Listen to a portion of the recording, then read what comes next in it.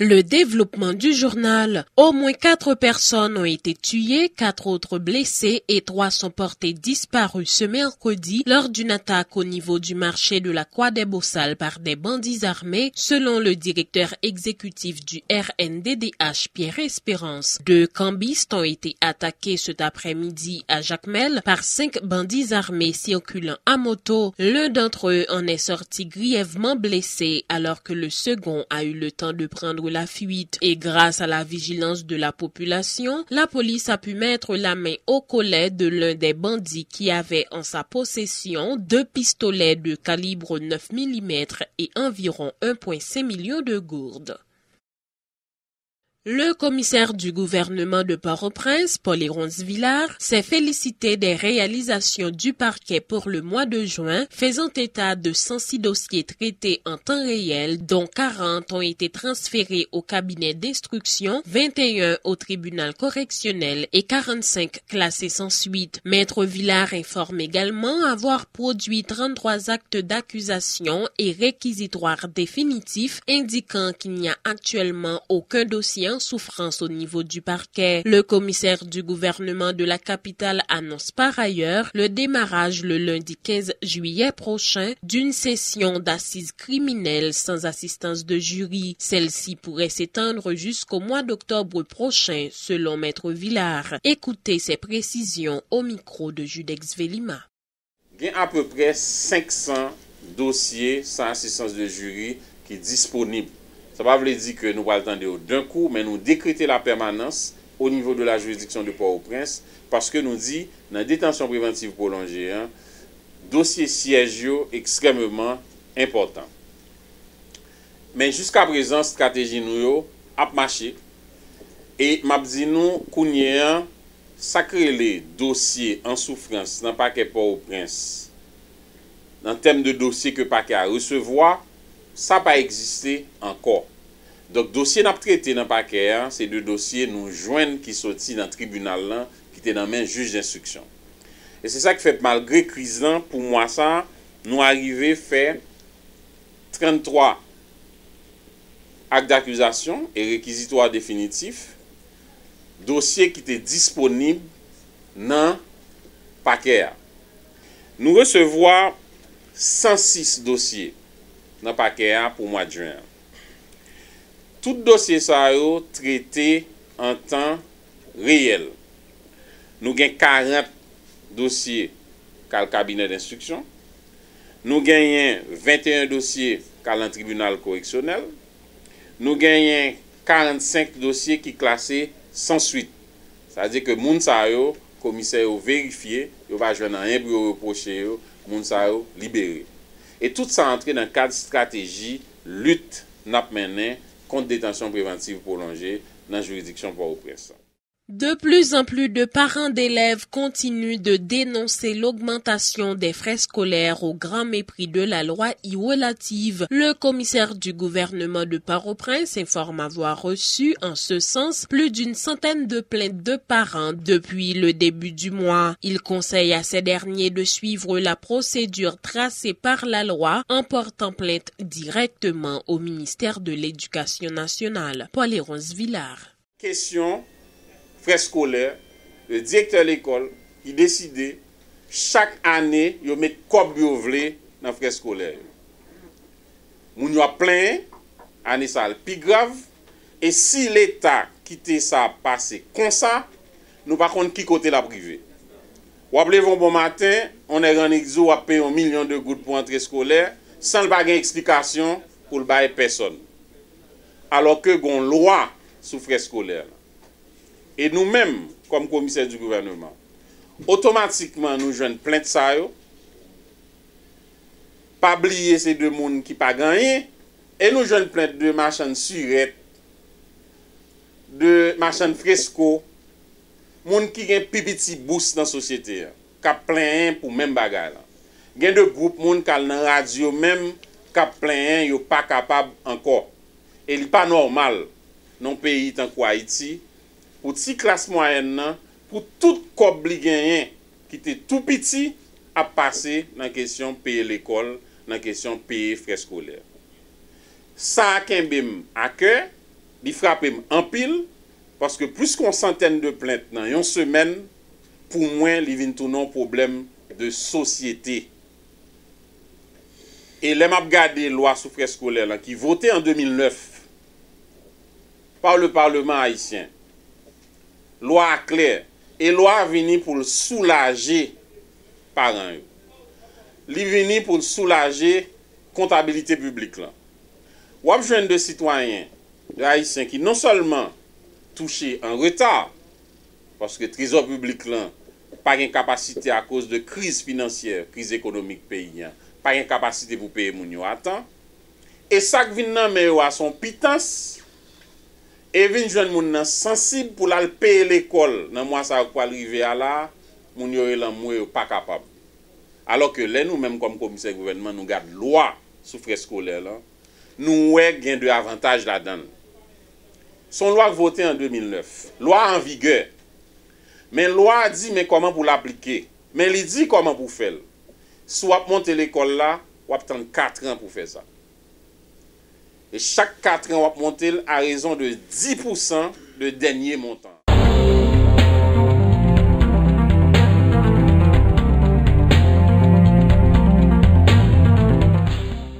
Les États-Unis d'Amérique a fait don d'un lot de matériel à l'hôpital central de la police nationale d'Haïti situé à Bon Repos. Une cérémonie a été organisée ce mercredi pour l'occasion dans les locaux de ce centre hospitalier, cérémonie à laquelle ont pris part la représentante des États-Unis en Haïti, Michelle J. Cizanne, et le ministre démissionnaire de la Justice, Jean-Roudi Ali. Des lits, des incubateurs, des tables d'opération ainsi que des matériels destinés à la mise en place d'une banque de sang sont entre autres des équipements qui ont été offerts à l'hôpital central de la police nationale d'Haïti. Tenant compte des manquements au niveau du système sanitaire haïtien, la directrice du corps médical de la PNH, l'inspectrice générale Marie-Elvana Sapierre, a fait ressortir l'importance de la création de ce centre hospitalier. L'hôpital central de la PNH, qui sera pourvu de tous les services de base, desservira également les membres de la population civile, a fait remarquer Marie-Elvana Sapierre, mettant l'accent sur les difficultés auxquelles fait face la PNH s'agissant de faire fonctionner ce centre hospitalier. Le directeur général de la police nationale d'Haïti, Michel-Ange Gédéon, a salué le fait par les États-Unis d'avoir choisi d'accompagner l'institution qu'il dirige.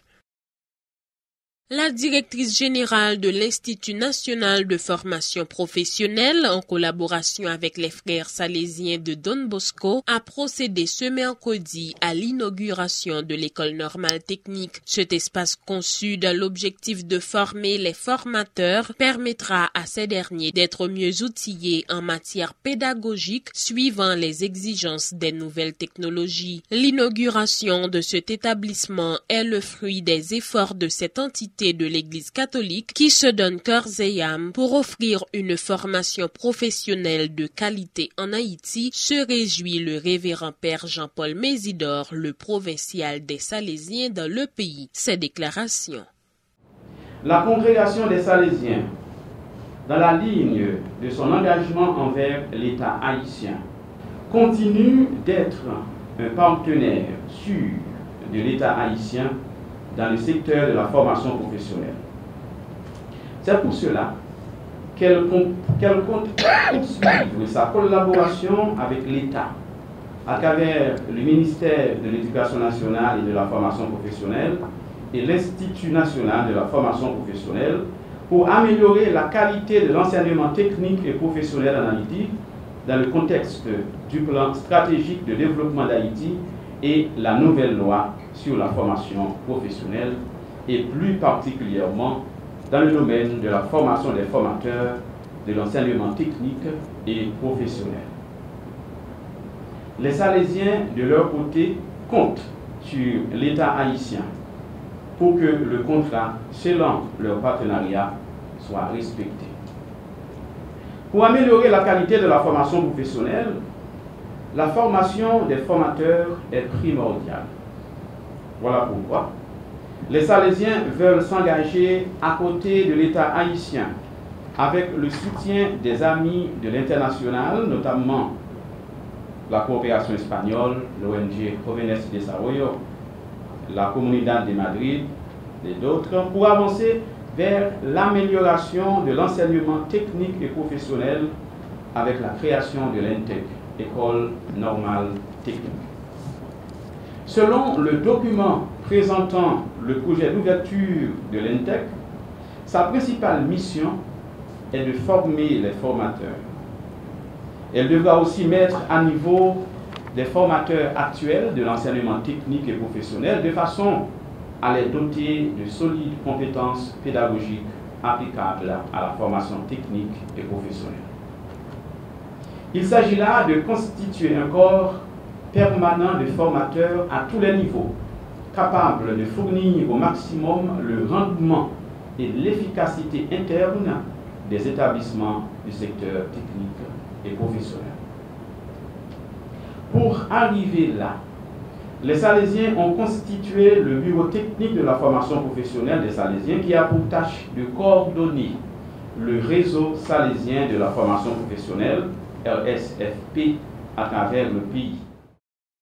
Former par cohorte les futurs formateurs et formatrices en vue de les doter de compétences pédagogiques solides applicables à la formation technique et professionnelle, tels sont les objectifs poursuivis par les frères salésiens de Don Bosco à travers l'École nationale technique ENTEC. Ce bâtiment flambant neuf accueillera sa première cohorte de jeunes formateurs le lundi 15 juillet prochain. Ils seront au nombre de 30. Leur formation durera 6 mois environ. Dans son allocation, la directrice générale de l'Institut national de formation professionnelle, Maggie Durcé, a applaudi dès demain cette initiative. Elle a pris l'engagement de tout mettre en œuvre pour que ces formateurs qui seront issus de l'ENTEC soient traités à leur juste valeur. Maggie Durcé.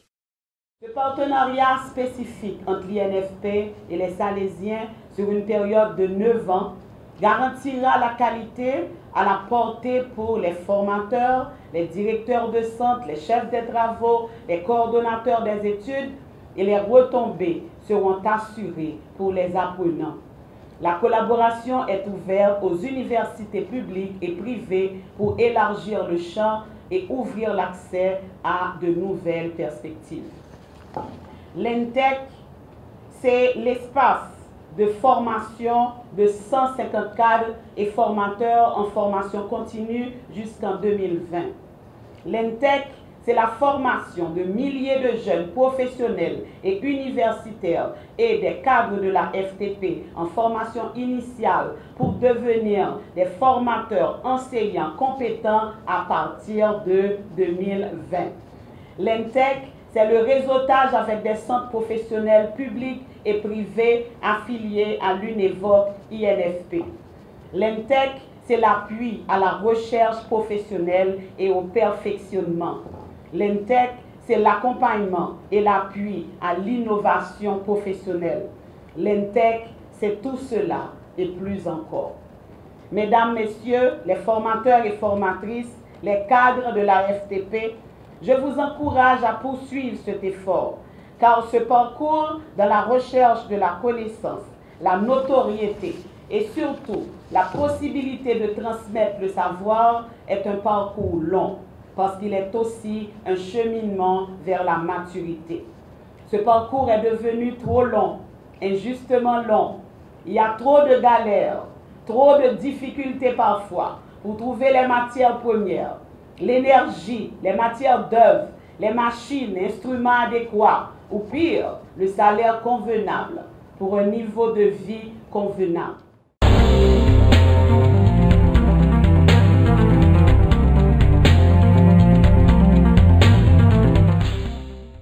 Le mouvement national citoyen pour le climat, Coordination Alternativa Haïti, de concert avec le groupe d'action francophone pour l'environnement GAF, a organisé ce mercredi une journée de sensibilisation dans les locaux de la POHDH à Turgeau. Une façon de marquer le 6e anniversaire de la publication de l'arrêté présidentiel interdisant la production, l'importation, la commercialisation et l'utilisation fabrication des produits en polyéthylène et styrofoam sur tout le territoire national. Conférences, débats, expositions de photos, théâtre de rue sont entre autres les activités qui ont été réalisées au cours de cette journée. David Tillus est le président du GAF. On est 10 juillet 2013, l'État ici a été fait sortir un arrêté pour interdire question styrofoam en Haïti. Mais on a arrêté qui pas jamais arrivé à arrêter en rien.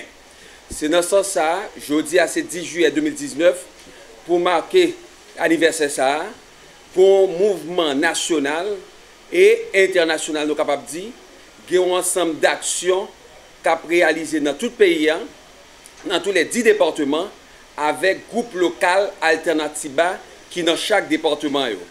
Et puis, il y a même mouvement ça, il y a même structure ça qui existait tout à l'étranger, côté que diaspora, organisation haïtienne qui existait, organisation cap travail en Haïti tout qui est à l'étranger, yo mobilisé pour yo capable marquer journée ça encore une fois pour yo demander décideurs politiques yo capable appliquer arrêté ministériel là qui c'est sur question boîte manger cap détruit population.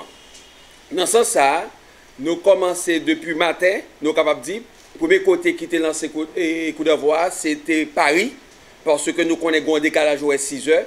Côté que il y a des militants qui mobilisés à Paris, qui t'a fait qu'on ait sensibilisé haïtiennes qui vivent à Paris sur question. En même temps, aller dans l'ambassade d'Haïti à Paris, dans le consulat Haïti à Paris, pour être capable de faire sortir notre positionnement sur question arrêter ça. Il y a la Belgique tout, qui est entrée dans la même dynamique là. Au niveau des États-Unis, il y a New York et Floride. Un ensemble d'activités, émissions radio, rencontres avec des citoyens et citoyennes, moun qui travaillent, toutes les institutions qui travaillent en Haïti, tout, pour mobiliser sur question ça.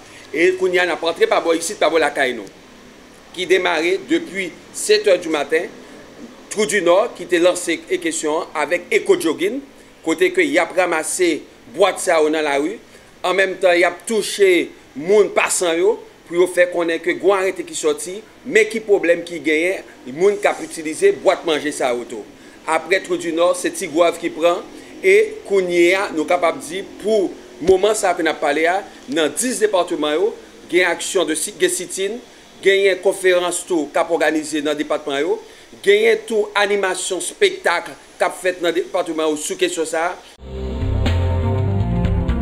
Le temps d'une pause à ce journal, à notre retour, la page internationale.